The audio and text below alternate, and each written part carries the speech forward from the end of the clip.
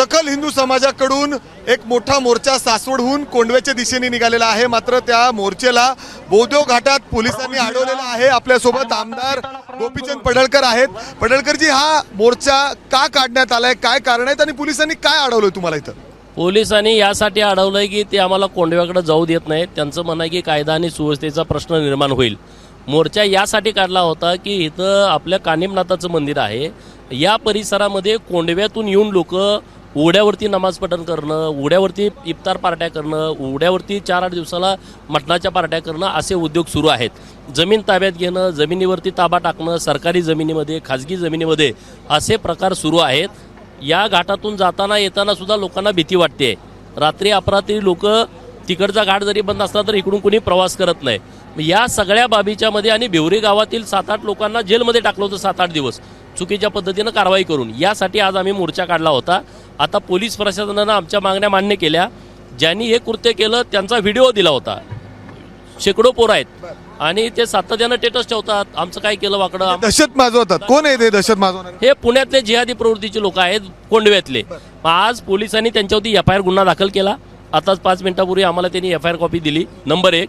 Number 2, या घाटामध्ये आता CCTV काही प्रमाणात बसवलेत, राहिलेले सगळे CCTV बसवायचं पुणे ग्रामीण SP ने मान्य केलेलं आहे। तुम्हाला इथं का अडवलं? तुम्हाला खाली का जाऊ दिलं जात नाहीये? विचारलं पाहिजे पोलिसांना, आम्ही खाली जाऊ द्या तर नाही, तिकडं खाली जायला परवानगी नाही। पुणे CP ने आमची तिकडे येण्याची परवानगी नाकारली आहे असं कारण दिलं जातंय। तिथं गेल्याच्या नंतर काहीतरी वेगळा कायदा। तुम्ही आमदार असून तुम्हाला मोर्चाला परवानगी दिली जात नाही आणि हे बघा, मोर्चाला परवानगी, मी आमदार काय, मी आता सामान्य कार्यकर्ता म्हणून इथं आलोय, मी आमदार तिकडं काय करणार होते तुम्ही खाली जाऊन? नाही, खाली जाऊन जिथं आता कोंडव्यामधल्या लोकांना वाटतं की आम्ही जाऊन वर दहशत करू शकतो, अरे आम्ही पण तिथं येऊ शकतो ना। असं काय, हे काय कुठं काय पाकिस्तान आहे काय? छत्रपती शिवाजी महाराजांच्या जन्मस्थळाची पुण्यभूमी आहे। शाहिस्ते खानाला पळवणारे छत्रपती शिवाजी, तुम्ही आम्हाला येऊन तिथं धमक्या देताय, लोकांना त्रास देताय, सरकारी जागेमध्ये अतिक्रमण करताय, त्या सगळ्या जागामध्ये तुम्ही अशा काहीतरी धार्मिक स्थळं उभा करताय अनधिकृत, आणि हे सगळं सेंटर कोंडवा आहे। लव जिहादच्या जास्त घटना घडल्या, त्या मुलींना तिथं आसरा दिला जातोय, ही लोक जायला तिथं मुश्किल होऊन जात आहे। तुम्ही पोलिसांचा अपयश आहे का हे सगळं करण्यात? नाही, पोलीस आमच्या निदर्शनास या बाबी, आम्ही निदर्शनास आणून दिल्या बाबी, तुम्ही करा तिथं कोम्बिंग ऑपरेशन करा। बांगलादेशी लोक किती आहेत, रोहिंग्या तिथं किती आहेत, कोण आहेत बघा तुम्ही सगळी लोक, आणि इकडे बाहेर येऊन कशासाठी मस्ती करतायत। परत त्यांनी इकडे घाटावरती मस्ती करायची नाही आणि त्याची सर्वस्वी जबाबदारी पोलिसांनी घेतली आहे। स्थानिक आमदार राहिलात तुम्ही, एवढी गंभीर परिस्थिती होते आणि बाकी म्हणजे लक्ष कोण देणार, कोण याच्याकडे लक्ष देणार? स्थानिक आमदार नाही आज इथं।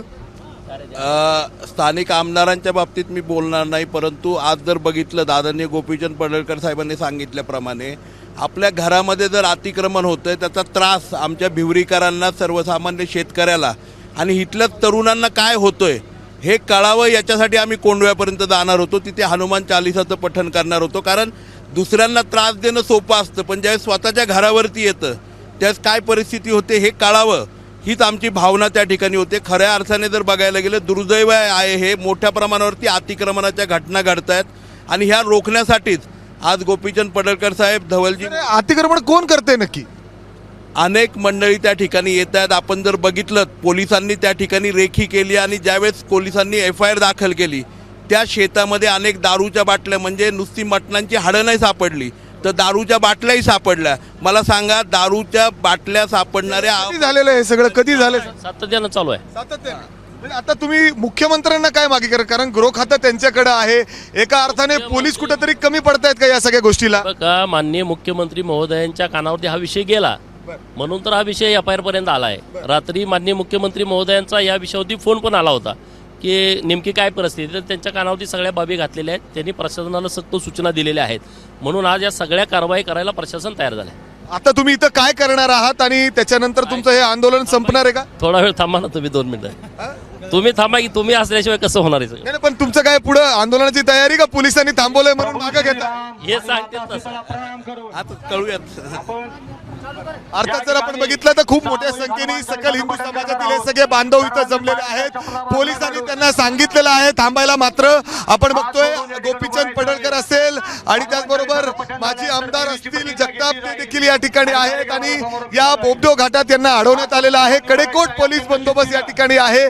ज्या पद्धतीने या ठिकाणी मंदिर आहे, आणि तिथं देखील नमाज पठण केलं जातं, वेगवेगळे जे धर्माचे पूजा आहे त्या ठिकाणी केली जाते. परंतु आता जर आपण इथं बघितलं तर हनुमान चालिसा या रस्त्यावर पठण केली जाते या सगळ्या सकल हिंदू बांधवांकडून अशा पद्धतीने. तर दुसऱ्या बाजूला पोलीस आपण बघू शकतो खूप मोठ्या संख्येने या रस्त्यावर तैनात करण्यात आलेले आहे. या संपूर्ण मोर्चाला या ठिकाणी रोखण्यात आलेलं आहे. त्यांची जी मागण्या आहेत ते लवकरात लवकर पूर्ण करू अशा पद्धतीने या ठिकाणी त्यांना आश्वासन दिलेलं आहे पोलिसांनी. आणि इथं आपण बघतोय या सखल हिंदू समाजातील बांधवांकडून हनुमान चालिसाचं पठण या ठिकाणी होतोय आणि पुढे हे आंदोलन सुरू राहील अशी देखील भूमिका या ठिकाणी आहे. नक्की काय पुढे होतं हे पाहणं महत्वाचं असेल. मात्र आता तरी हनुमान चालिसाचं पठण या ठिकाणी होतंय आणि हिंदू सखल समाजाकडून अशा पद्धतीने जोरदार आंदोलन या ठिकाणी केलं जात आहे. कॅमेरामॅन विजय राऊत, मी मिकी गई, एबीपी माझा, सासवड. एबीपी माझा, उघडा डोळे बघा नीट.